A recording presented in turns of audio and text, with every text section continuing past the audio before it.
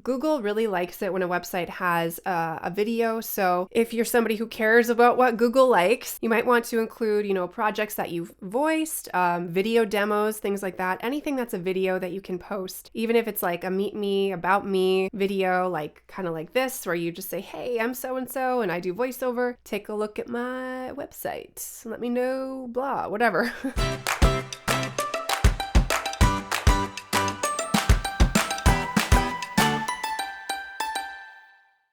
Hello and welcome everyone to Voiceover Simplified. I'm Caitlin Dawn and today I'm going to be talking about the 10 essentials for a voiceover website. I did digital media design in college with a web major and I've worked for agencies. I've done freelance web and graphic design over the years. So I thought I would start talking about bringing some of my expertise onto my channel for the voiceover community. I'm starting voiceoverbrandsites.com, which will showcase my portfolio.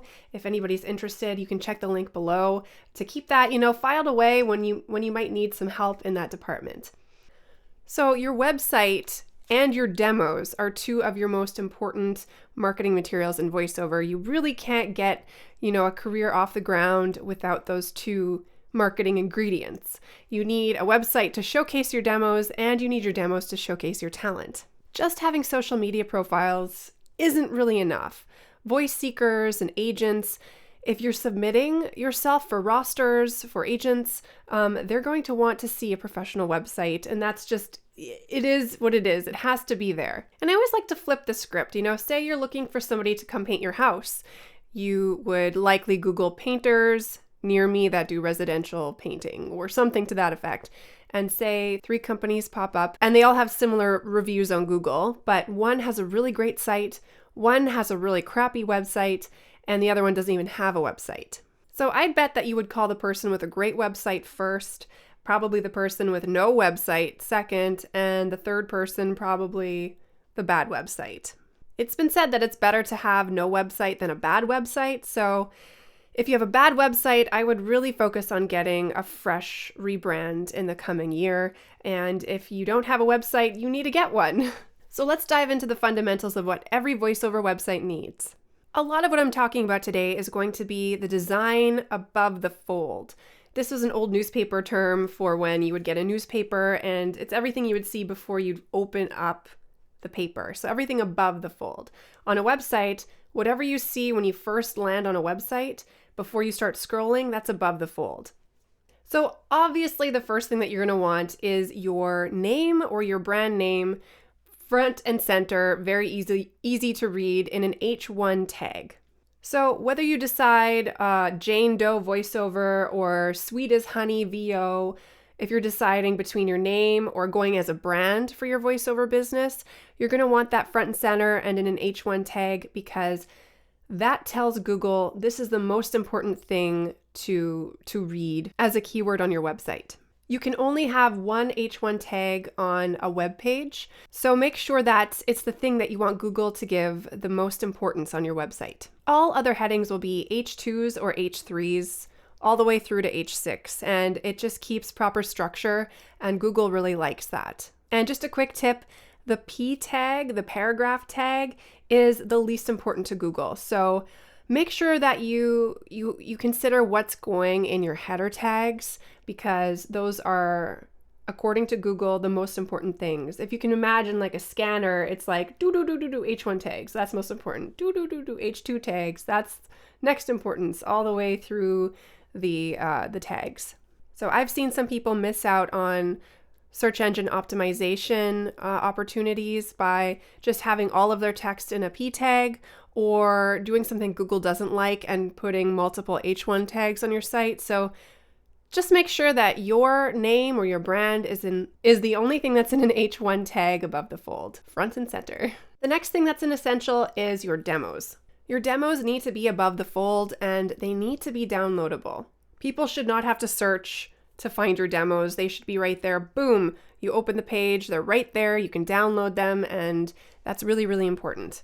So there's a number of plugins and audio players out there in the voiceover industry. One is VoiceZam, and that's a subscription that you have to pay for. I think it's monthly. And if you're a member of Wovo, it's $99 for a year membership. And with that, you get the new Wovo player. And I think it looks really nice. And a lot of people that I update their websites, they have used the Wovo player, and it's pretty good. The player that I like and that I have purchased for myself, it's like $60 and you get it for a lifetime. It's called B Plugins, is the people that made the plugin, and it's the HTML5 audio player. So I will link that in the description below. So the next thing that you should include in your above the fold is what I like to call your unique branding proposition. So if you haven't read the book BrandStory by Donald Miller and you're just kind of thinking about your branding, I would really highly recommend that read. It's really good for like marketing language. So a unique branding proposition is basically explains how you solve someone's problem. So in voiceover, we often talk about like, well, what is the problem that you're solving? What pain point are you solving for people? And in voiceover, I think a big pain point is just, is this person right for the job?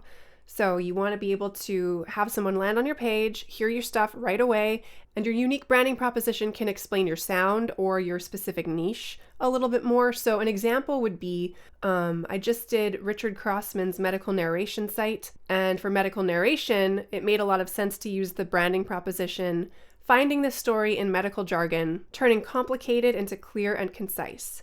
So that really explained what he does. It didn't really go into how he sounds, but it totally explains what he does. And then his medical narration demo was right there. Some people also just use like 3 descriptors for their voice. So like bright, friendly millennial or whatever. You could decide if you wanted to just be simple like that, or you could do bright, friendly millennial to bring life to your commercial work. Or your unique brand proposition is where you can explain your unique sound or like how you solve a problem or both. So take some time to come up with the answer to like, what do you do as a voiceover? And how do you solve your voice buyer's problem specifically and unique to your voice? And like, what do you sound like? And start to kind of come up with some ideas. The next thing that you're going to want to have above the fold is a call to action button. This is something that tells the visitor like what to do. People like to be told like what to do next when they visit a website. So they've come to your site, they see your name and your branding proposition, they've listened to your demos. What do you want them to do next? Do you want them to email you, call you, request an audition, request a quote? Pick something that you want them to do and put a button right there. A few tips for buttons. Make sure that the button stands out color-wise against your other content. So say you have a color scheme of 2 or 3 colors, pick the one that pops the most. And a button should have a max of 4 words on it, so keep that in mind as well. You don't want to have a massive button because that's really weird and it doesn't translate well to mobile viewing of a website. The next thing that you want to have on your above the fold section, and I would actually put this in your header, is, and that's the little navigation bar at the top that has like the different pages on your website and everything like that, is your contact info. You want to have your phone number and email address in your header at all times. And when you scroll on your website, you want that header to be fixed so that it's always available and can always be seen. And you want your phone number to be clickable. So if someone's on the phone, they can click your phone number and they can call you right from your website. And the same thing with your email address. You want that to be clickable so that someone can email you right from your website as well. Just making it so easy and convenient for people. Really, really important.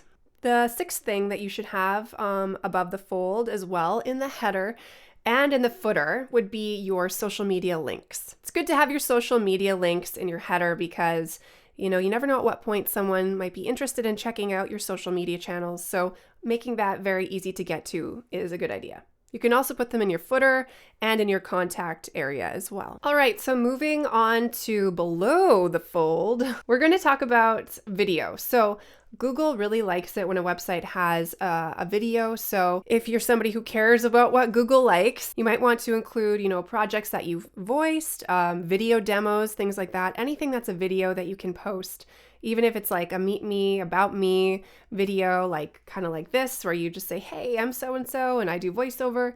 Take a look at my website. Let me know, blah, whatever. You should have a video on your site, and mine is directly below the fold. So I've got like my work there, and then I have videos from YouTube as well, just so people can kind of, see who I am and see the work I've done. So a big tip though is to upload your videos via a link. So this could be a YouTube link or a Dropbox share link, but you don't want to upload the video to your website because that page will take forever to load if you do that. So the next thing that you're going to want on your VoiceOver website, obviously, is your About Me section and your bio.